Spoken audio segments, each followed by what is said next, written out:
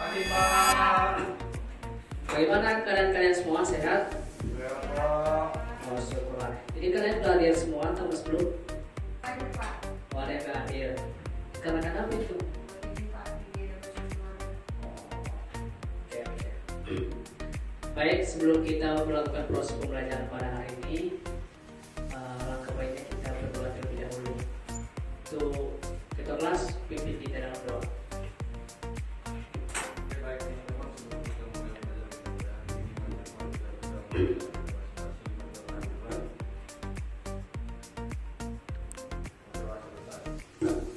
Baik, terima kasih. Baik anak-anak, pada hari ini kembali lagi kita belajar pada materi kimia, yaitu atau pada mata pelajaran kimia. Dan sebelum Bapak melanjutkan proses pembelajaran, perlu Bapak ingatkan bahwa bukan hanya hari inilah kita belajar. Jadi kita belajar hari ini adalah bukan hanya untuk bekal kita dalam sehari ataupun dalam seminggu, melainkan bekal kita di masa depan dan juga di masa yang akan mendatang.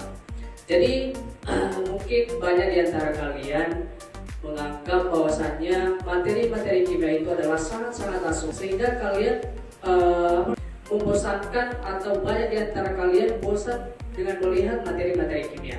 Tapi Bapak mengangkat salah satu kisah kehidupan seorang ilmuwan yang namanya Thomas Alva Edison, yang dimana Thomas ini adalah seorang penemu lampu pijar. Mungkin di antara kalian ada yang kenal dengan Thomas Alva Edison. Ada nggak yang kenal dengan Thomas Alva Edison? Ada kan? Itu adalah salah satu ilmuwan fisika, penemu bola lampu pijar. Nah, yang dimana kisah kehidupannya ini adalah sebelum dia menyelesaikan eksperimennya itu, yaitu bola pijar, dia mengalami banyak kegagalan-kegagalan yang sampai dia diejek oleh rekan-rekannya yang ikut samanya pada pembuatan eksperimen tersebut. Nah, kawannya ini mengatakan, Thomas, mengapa kau bertahan sekali dengan membuktikan eksperimen tersebut?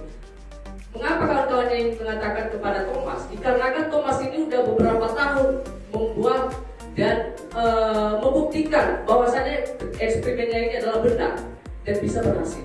Pada suatu hari eksperimennya ini selesai dan berhasil, dan itulah yang bisa kita manfaatkan sampai saat ini, sampai pada malam hari dan pada siang hari pun kita menggunakan lampu pijar tersebut. Nah, prinsip dari kehidupan Thomas ini yang perlu kita ambil dan yang perlu kita terapkan dalam kehidupan kita, bahwasanya kegagalan adalah awal dari keberhasilan. Nah, mungkin pada saat ini anak-anakku semua pernah menyerah tentang materi-materi kimia yang sangat sulit ini. Jadi saya sarankan kepada kalian, cobalah terapkan kehidupan Thomas ini, kisah kehidupan Thomas ini kepada diri kalian masing-masing. Lanjut kita dengan materi pembelajaran kita pada hari ini. Nah, topik pembelajaran kita pada hari ini yaitu tentang hidrolisis garam. Nah, mungkin di antara kalian ada yang pernah mendengar kata dari hidrolisis garam ini. Ada nggak yang pernah mendengar kata dari hidrolisis garam? Oke, silakan. Jadi Pak, hidrolisis garam ini pernah saya dengar pada saat saya lagi buka HP. Oke. Dan kebetulan setahu saya hidrolisis garam ini adalah reaksi penguraian antara kation dan anion garam dengan air Pak. Jadi ada interaksi garam dengan air Pak.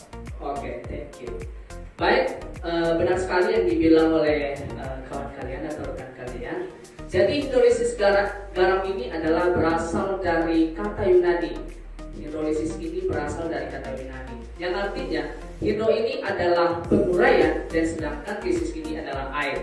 Jadi ketika digabung dia menjadi penguraian garam di dalam air. Nah, itulah pengertian dari hidrolisis garam ini.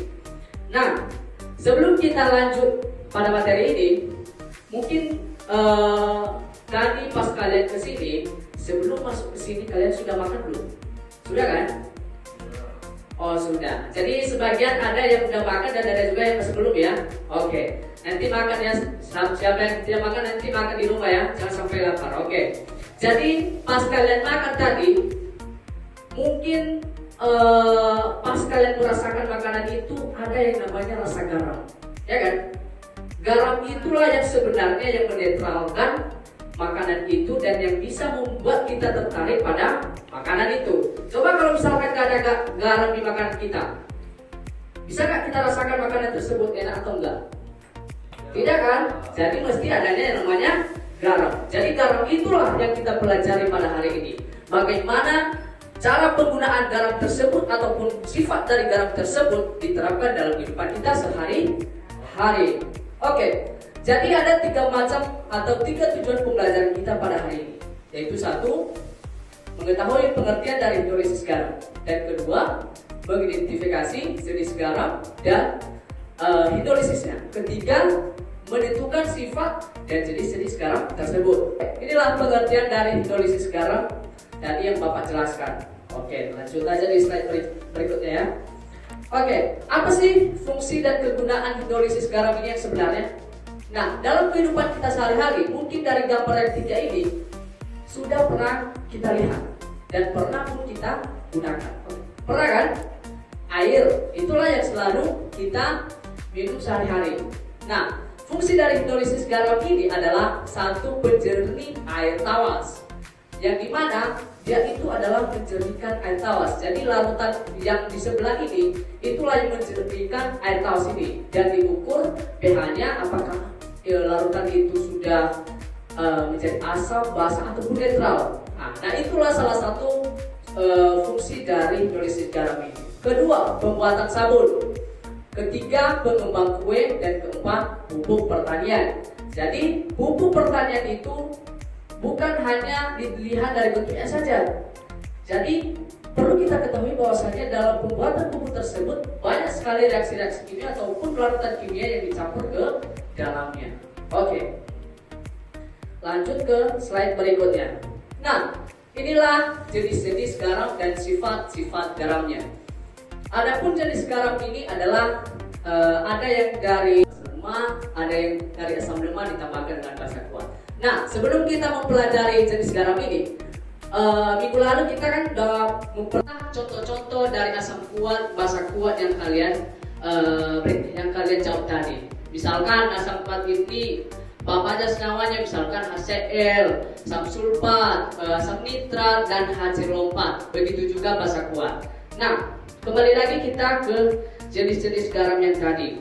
Misalkan asam kuat ditambah basa kuat, apa sifat garamnya? Misalkan netral. Dan kedua, kalau misalkan reaksinya itu dari asam kuat ke basa lemak, apa sifat garamnya? Asam. Dan hidrolisisnya parsial. Nah, mungkin kita bertanya, apa sih maksud dari jenis-jenis garam yang ada di dalam tabel ini di atas? Mungkin kalau kita cuma melihat ini aja tanpa pembuktian, mungkin kita bertanya-tanya dan tidak pernah percaya apa yang kita tengok di layar ini. Nah, untuk itu coba kita tengok contoh soalnya. Oke, contoh soalnya misalkan garam asam kuat dan basa kuat. Jadi tadi katanya di sana kita beli itu kalau misalkan asam kuat itu dan basa kuat bereaksi, itu sifat garamnya adalah netral dan hidrolisisnya dianggap tidak terjadi. Mari kita buktikan dengan mengerjakan salah satu contoh soal ini, yaitu mencari apakah larutan ini bersifat asam, netral ataupun asam dari senyawa NaCl.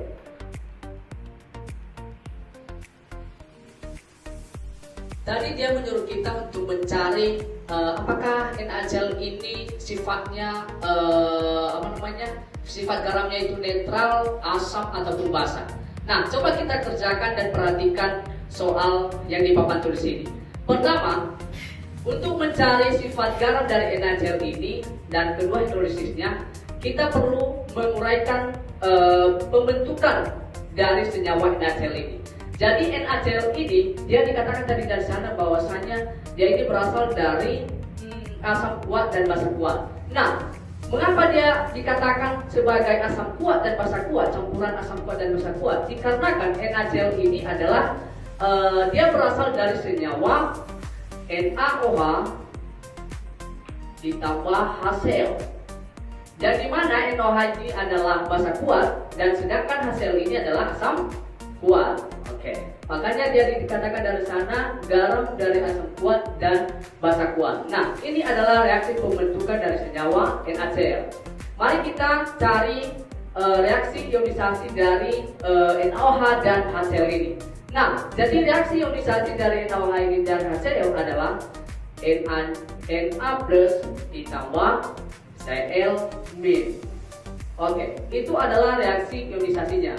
Nah, setelah kita mencari reaksi ionisasinya, kita mencari reaksi hidrolisisnya dengan mereaksikannya ke air atau H2O.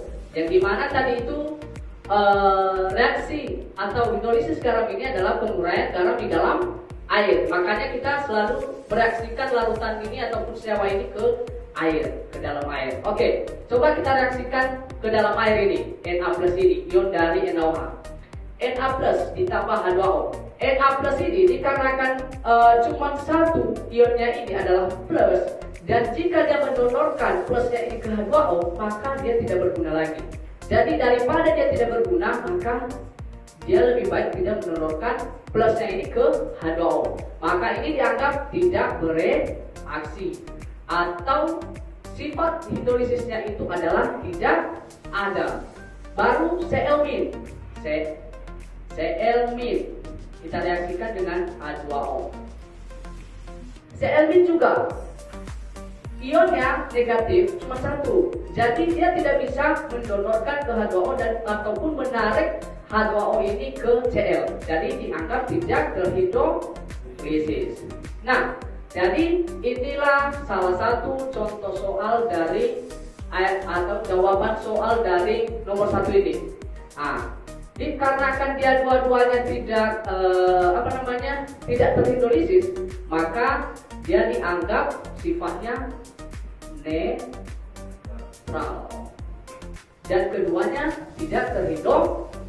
Ini adalah asam kuat ditambah basa kuat dan sifat garamnya itu netral. Dan contoh garamnya NaCl dan hidrolisisnya dianggap tidak ada. Jadi berdasarkan jawaban yang kita barusan jawab, itu adalah benar dan sesuai pernyataan di dalam tabel ini. Benar kan? Oke. Jadi dari contoh soal ini, kira-kira di antara kalian ada nggak yang masih bertanya atau masih kurang paham? Atau udah jelas?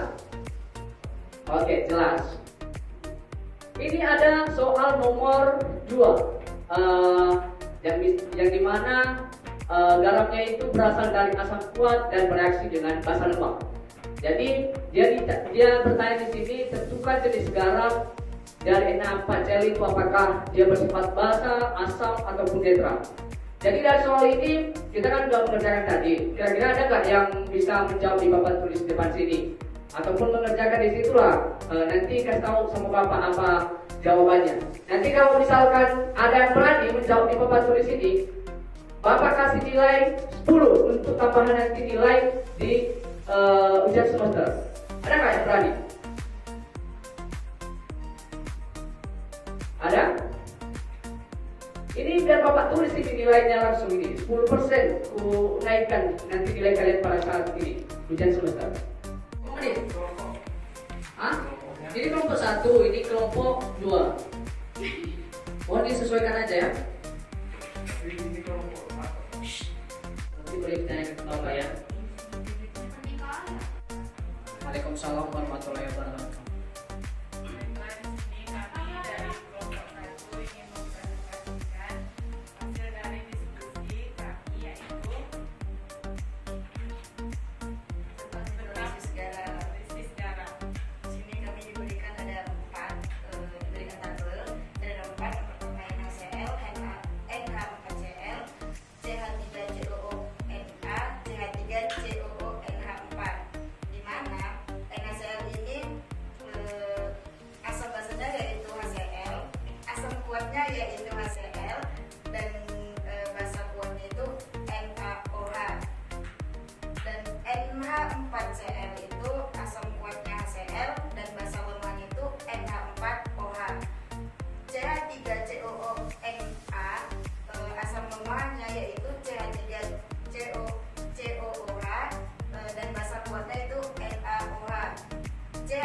CONH4, asam lemahnya yaitu CH3COOH, dan basa lemahnya itu NH4OH.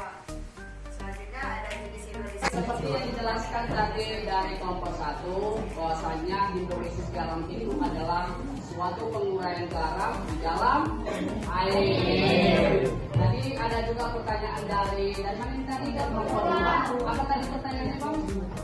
Pertanyaannya itu Pak, kapan suatu garam bisa mengalami hidrolisis?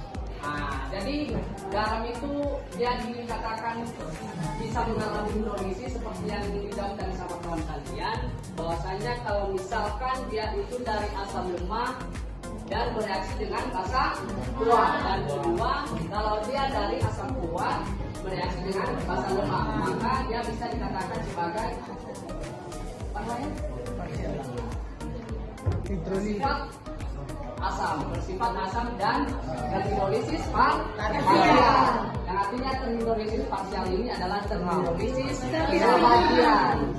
Terhidrolisis sebagian. Oke. Baik anak-anak semua, berdasarkan pembelajaran kita pada hari ini, kira-kira ada yang masih bertanya? Ada? Ada Pak. Baik. Jadi karena kalian tidak ada pertanyaannya lagi, saya kira kalian sudah mengerti semua, dan demikian pembelajaran kita pada hari ini. Bapak cukupkan sampai sini, dan semoga apa yang kita pelajari hari ini dapat bermanfaat untuk kalian ke depannya. Amin. Amin. Oke. Baik, sekian yang saya ucapkan, yang saya dan saya akhiri, dan perhatian saya ucapkan terima kasih.